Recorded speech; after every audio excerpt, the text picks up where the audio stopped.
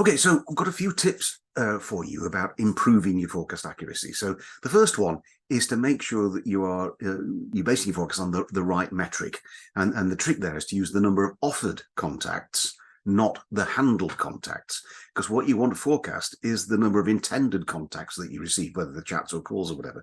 If you just use those that you handle, you're excluding the abandons, which isn't really what you want. You want to be looking at the contacts that customers attempted to make. Second tip is to choose a forecasting method that works best with your data in your contact center. Now, a bit of a plug for Call Center Helper here. There's a brilliant article written by somebody called John T. Pierce, you may have heard of him, called The Latest Techniques for Call Center Forecasting. A brilliant overview of the different algorithms there. And the tip is to experiment with each of those to find which one works best with each queue for each channel in your contact center. And also bearing in mind that might change over time, so you need to revisit that regularly.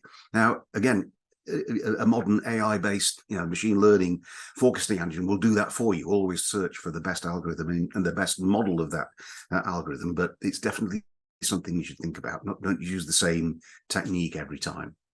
The third tip is to use what you learned when you were measuring forecast accuracy each time you do a forecast.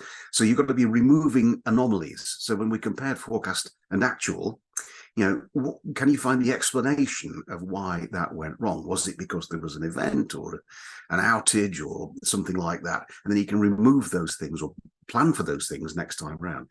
And that's about adding what they call business intelligence. So if you know that there's a marketing campaign, that's what threw you off last time, next time that marketing campaign is run, build that into your forecast as a kind of exception or an event, as it's called in injixo. It could be anything like marketing campaigns, price changes, product launches, that kind of thing. And the final tip is it's a never-ending story, improving forecast accuracy.